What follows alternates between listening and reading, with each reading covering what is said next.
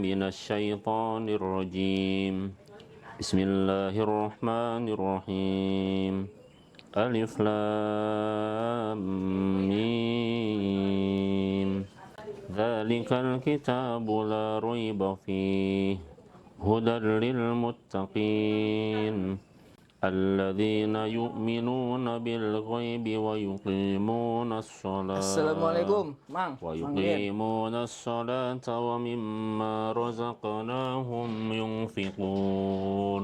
Oh, Pip, Mang. gimana kabar? Sehat? Sehat, Mang. Alhamdulillah. Alhamdulillah. Gimana? Lagi ngapain, Mang? Ngaji? Biasa? Mau gabung? Ngaji. Ayo boleh nih. Tadi saya baca 3 ayat surat Al-Baqarah. Heeh. Boleh? Bawa mushaf atau Pakai ini aja, Mang. Oh, siap-siap. Boleh kan Anak pakai muda ini? milenial pakai HP, Qurannya di HP. Ya, Boleh. ngaji apa, Mang? Coba ini nggak apa-apa, baca aja. Al-Baqarah. Apa mau ini pegang? Ini aja. Yaudah. Ayo boleh, sama-sama kita ngaji. Atau Apip mau ngaji, saya simak. Bareng-bareng aja, Mang. Bareng-bareng. Ya, masih. Oke, kita ulangi lagi ya. Ya. Tahu sama-sama ya. 1, 2, 3. A'udzu billahi minasyaitonir rajim. Bismillahirrahmanirrahim. Alif lam mim. Dzalikal kitabu la raiba fihi hudan lil muttaqin. الذين يؤمنون بالغيب ويقيمون الصلاة ومما رزقناهم ينفقون. Alhamdulillah, 3 ayat saya kira cukup lah ya. Cukup, Mang. Gimana Sore-sore kabarnya? kayak gini kok baca Quran, Mang. Oh iya, alhamdulillah. Ini kebetulan saya lagi mengkaji nih surat Al-Baqarah. Oh. Di sini emang disebutkan ya.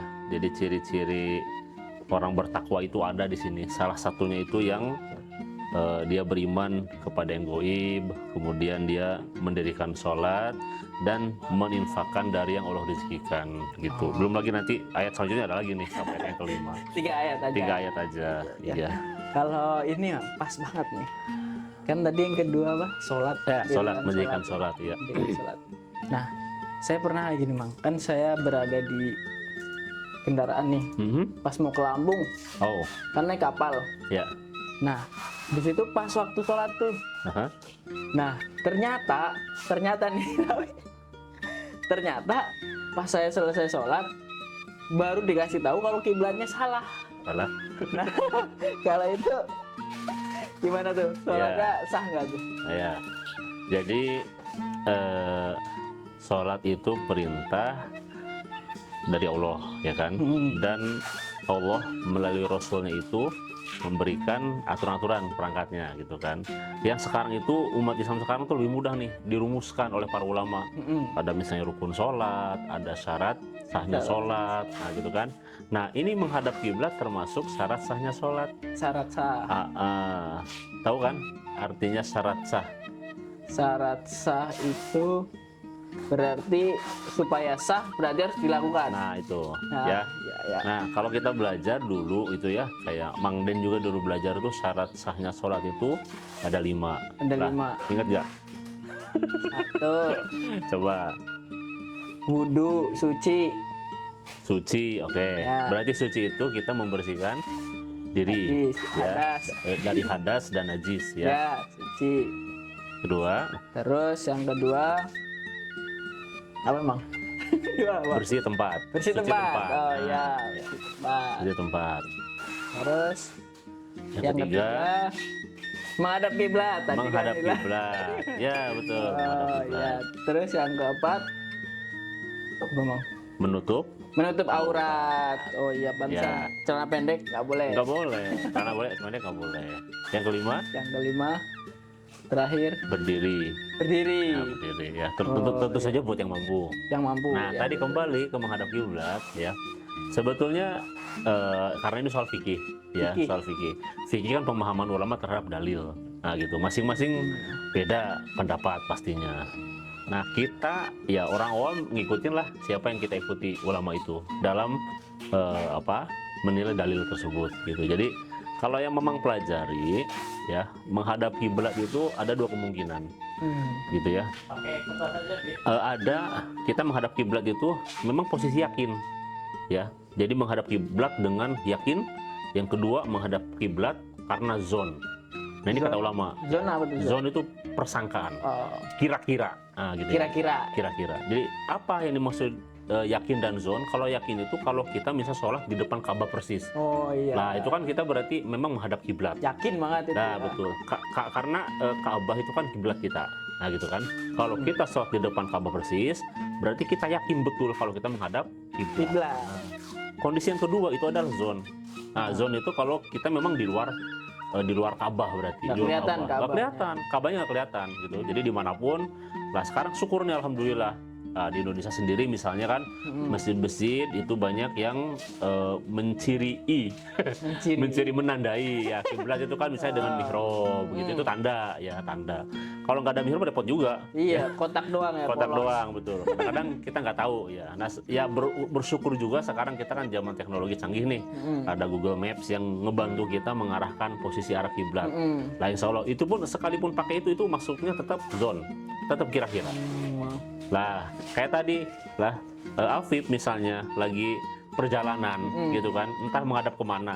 Kalau di kendaraan sebetulnya kata Allah kan fa'inama tuwallu fathama wajhullah. Kemanapun ya di situ wajah Allah akan ketemu, nggak ada masalah ya. Itu di kendaraan. Di kendaraan. Nah, kalau dalam kondisi mukim, nah ini ada dua pendapat. Jadi yang pertama ada yang mensyaratkan itu tidak sah sholatnya.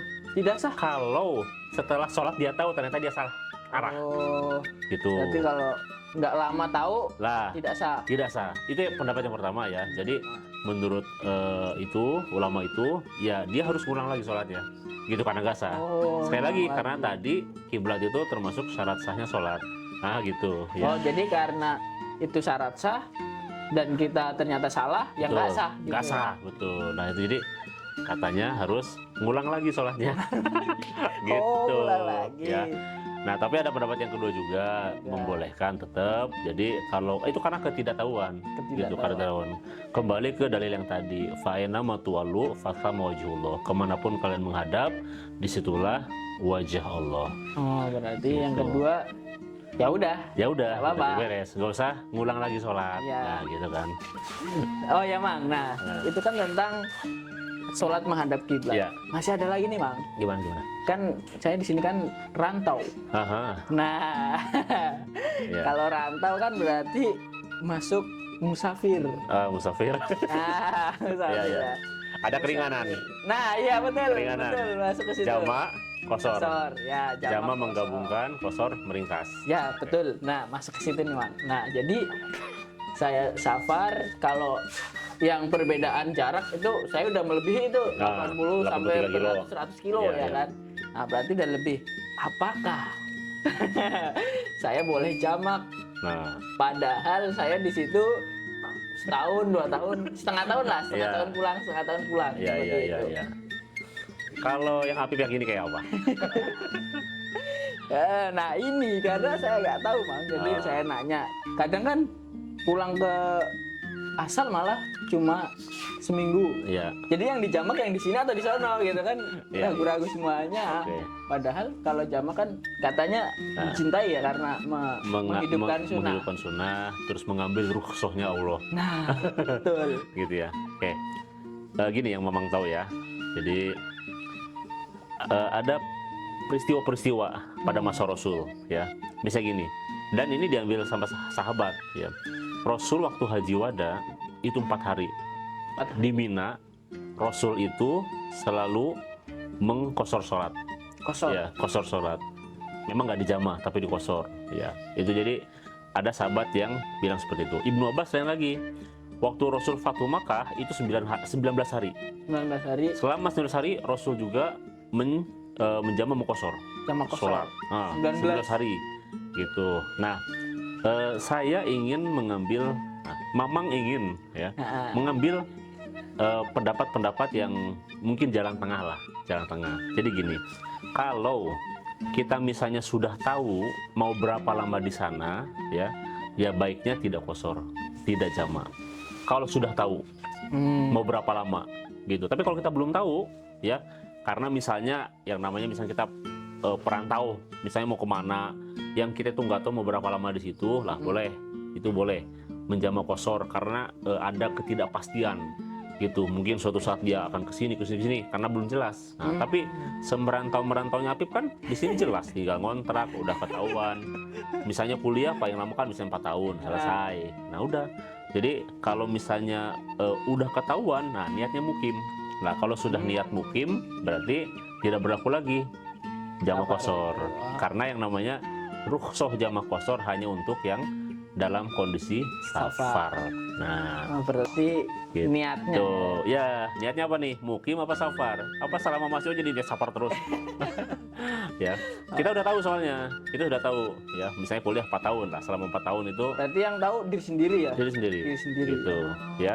Dan saya yakin pastinya banyak keutamaan lah ketika, misalnya di awal-awal waktu Apip datang ke sini, ya kan asing nih, masih perantauan, belum bisa menyesuaikan kondisi di sini, lah silakanlah jamak qashar awal-awal. Tapi ketika misalnya kontrakan sudah dapet, sudah ada tempat tinggal, niat mukim di situ, ya sudah. Gitu. Kalau yang di rumah itu, kalau pas kita pulang ke rumah? Nah, pulang ke rumah, udah tergantung nih, niatnya mau safar mau mukim, gitu. Tapi ya secara batasan waktu tadi kembali ya, apa yang 4 hari atau 19 hari yang Rasul, ya masing-masing semua punya landasan gitu. Kalau soal fikih sekali lagi kembali ke keyakinan kita nih, pendapat ulama mana yang menurut kita kuat yang mau diambil. Silahkan. Oke. Langsung paham saya emang. Oke. Jadi saya udah nggak boleh jamak ternyata ya.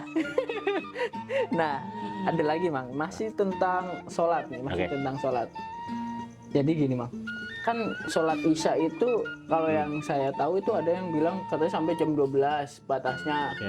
Ada yang sampai jam 3. Fajar ya. Ya subuh seperti itu. Nah, sebenarnya batasan sholat isya itu sampai seberapa sih? Kalau batasan ya sebetulnya sampai sebelum terbit fajar. Kalau batasan ya artinya kalau misalnya Apip nih pas habis sholat maghrib tiba-tiba ketiduran, ya kan, nggak bisa sholat berjamaah bareng isya misalnya di masjid, terus sudah bangun-bangun sebelum subuh misalnya waktu fajar, ya pada saat itulah boleh. Jadi kalau secara batasan boleh gitu. Tapi kalau misalnya pertanyaannya mana yang utama, loh, sholatnya di awal apa diakhirkan, nah gitu ya. Sekalipun ya yang saya baca itu Rasul pernah yang Mamang baca, ya, Rasul tuh pernah mengakhirkan sholat, mengakhirkan sholat. Bahkan para sahabat itu sampai saking ngantuknya, ya itu mereka ngikat, ya kan? Berarti wah ini Rasul nggak selesai kayak gitu. Ya, nggak selesai. Bukan, Rasul belum masuk. Oh, Rasul nggak datang. Nggak datang. Jadi katakanlah misalnya jam isya itu jam 7:30, tungguin jam 8 belum datang, 7:30 belum datang, jam 10 belum datang. Nah, Rasul agak lama tuh karena ada keperluan gitu. Dan para sahabat nunggu, gitu kan. Sampai katanya saya baca itu ada yang ngantuk-ngantuk sholatnya itu saking malamnya, terus ngikat di tiang-tiang. Saking ngantuknya gitu. Tapi di situ para sahabat tuh ingin sholat berjamaah sama Rasul, gitu kan. Nah, tapi sekali lagi nih, kalau batasan itu isya ya, berarti semenjak masuk waktu isya sampai sebelum waktu subuh itu masih boleh dikerjakan. Tapi kembali kalau misalnya yang utama mengerjakan sholat isya tentu di awal waktu, gitu ya, berjamaah bersama imam setempat gitu. Berarti kalau sebenarnya ya, berarti kan saya kadang juga kalau ketemuan meeting itu kan maghrib ke isya kan cepet banget itu. Ya, betul. Kalau kita lanjutin dulu berarti boleh sebenarnya. Ya sebetulnya boleh-boleh aja. Cuma nanti mungkin pahala berjamaahnya nggak dapat di masjid. Kan tetap berjamaah satu kelompok itu. Oh, sekelompok doang. Iya. Ya boleh aja, nggak apa-apa. Artinya tetap itu tidak menjadi sholatnya tidak sah. Ya, sholat insya Allah tetap sah, tetap ya dinamakan juga sholat isya, tetap berpahala juga. Hanya ya keutamaan di awal waktu dia nggak dapat. Itu aja. Mana waktunya gitu. Ya. Kalau alam. Ya, kan biasanya kalau capek itu tidurnya kan pules, Pak. Ya. Kadang tuh bangun jam 8. Apa nih? Sholat apa? Saat subuh. Gitu, Apip suka gitu ya. Kalau capek banget gitu kan. Oh. Tidur jam 12 bangun tiba-tiba nggak kerasa udah jam 8. Udah lewat subuh berarti. Udah lewat subuh. Bukan tapi lewat tidur. subuh, lewat duha malah. Udah lewat duha. Udah lewat jam pelajaran malah. Iya, iya. Nah, itu sebenarnya hukumnya kayak gimana? Yang kayak gimana-mana. Oh gitu. Ya, sholat subuh ya. Sholat subuh nih kesiangan ini. Jangan jadi kebiasaan ini ya. Anak-anak muda sekarang nih godaannya nih kadang-kadang malam-malam waktu istirahat. Nah, ini sholat subuh itu berarti kita ya kalau sudah terjadi, ya tetap sholat gitu. Sholat dan dimaafkan ya. Karena ketiduran ya atau karena lupa itu boleh gitu. Jadi Rasul bilang ya sholat pas begitu ingat gitu kan. Oh iya ya. Kalau lupa, kalau misalnya ketiduran ya pas begitu bangun, nah, sholat gitu, nggak apa-apa. Jadi boleh-boleh aja. Boleh-boleh aja. Tapi, nah, saya ingetin nih, nggak boleh itu, nggak boleh begitu ya. Ya kita sholat yang afdol kan pada awal waktu, nah, gitu kan. Ya kalau subuh ya begitu adzan dikumandangkan. Ya kita baiknya bahkan utamanya kan sholat malam dulu gitu ya, sholat subuh berjamaah di masjid. Nah kita harusnya bisa ngitung-ngitung nih, ukur-ukur ya kira-kira kebiasaan tidur kita berapa jam gitu. Tapi berapa jam tidur? Perlu berapa jam? 4 jam loh, berarti kan sebetulnya tidur jam 12, jam 4 udah bangun udah sebetulnya. Makanya ada pertanyaan lagi. Aha. Itu kan yang tadi Ya. kalau sampai jam 8. Iya. Nah saya jam 3 bangun. Aha. Kadang sholat, kadang enggak. Tapi setelah itu lama banget subuhnya gitu kan. Ketiduran lagi sampai jam 8. Jadi turning ya. Nah iya. turmaning. Kalau itu gimana? Ya. Jadi udah bangun, kadang matiin alarm doang kayak Iya, gitu tuh, gimana tuh? Ya ini ada dalam suatu ada yang disebut dengan istilah ribat. Ribat. Nah, berjaga-jaga.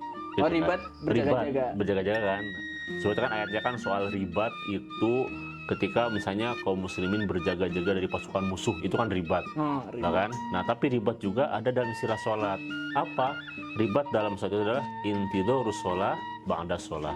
Menunggu waktu sholat yang akan datang. Sebetulnya ketika Apip nih berjaga-jaga, Saya nunggu Ustaz. jangankan dari jam 3 loh. Dari habis Isya Apip sengaja begadang misalnya nggak tidur untuk supaya subuhnya nggak ketinggalan, itu udah ribat ya. Tetapi itu nggak bagus. Kenapa? Ada hak yang nggak ditunaikan. Mata harusnya istirahat, Badan ya, tubuh. badan, hak tubuh harus istirahat, nggak ditunaikan. Nah, tapi tadi kalau misalnya mau jam 3 Apip nunggu sampai jam 4 itu udah ribat ya. Intidorus sholat ba'da sholat. Jadi menunggu, dan sebetulnya hidup Itu kita ada itu pahalanya sendiri. pahalanya sendiri ya. Itu malah jaminan Allah kan beruntung, tuflihun. Ya ayyuhalladzina amanu sabiru wasabiru warubitu wattaqullaha la'allakum tuflihun. Bakal beruntung orang yang menjaga sholatnya gitu. Ya, jadi ini buat teman-teman ya, kalau subuh kesiangan ya terus jangan sampai punya anggapan loh sholat subuh udah lewat berarti mendingan nggak sholat loh, enggak. Ya harus tetap sholat tuh ya. Tetap harus sholat, tapi jadi pelajaran. Jangan mentang-mentang ya kan yang penting kita sholat loh tiap hari begitu, nggak boleh. Nah itu yang tadi saya matiin alarm doang, itu jadinya apa tuh? Matiin alarm doang. Ya. Nah, berarti nggak ribat ya. Ya kadang-kadang ya Tapi itu mungkin tidur. harus distimulus lah, dipancing-pancing supaya misalnya apa sambil ngopi, baca buku. Lo bahkan kalau orang-orang hebat biasanya kan bangun jam segitu banyak inspirasi. Lo calon-calon pemimpin harus begitu kan. Nah, jadi banyak membaca, apakah baca Quran misalnya ya atau baca buku-buku lain, wawasan yang menambah wawasan. Itu jam 3 wah lagi segar-segarnya sebetulnya ya, sekalipun godanya kuat juga ya kan. Godanya tuh kayaknya selimut tuh ngajak terus narik terus kita gitu.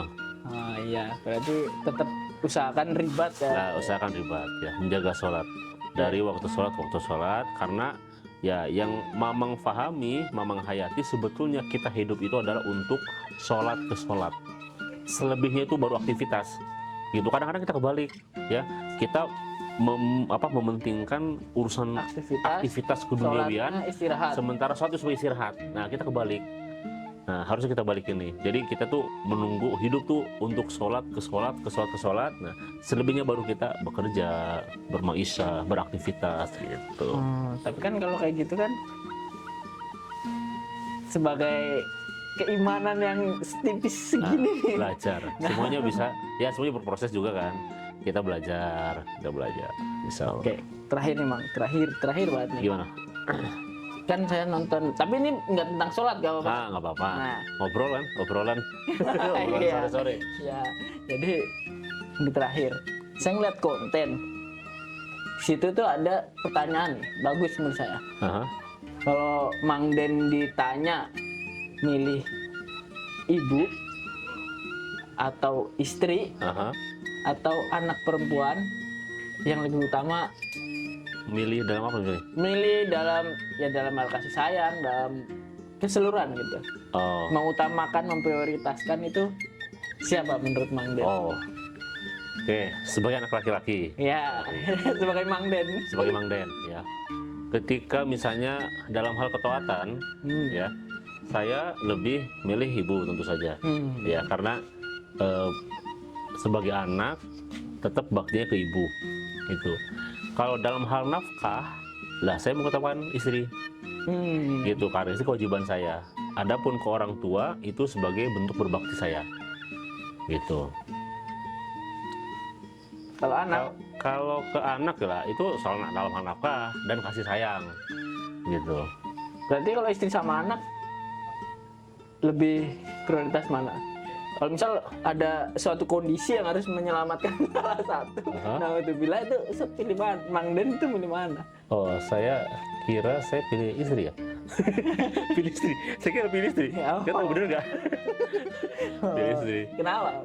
Pilih istri karena buat saya istri itu yang akan mendampingi saya sampai akhir hayat saya, insya Allah.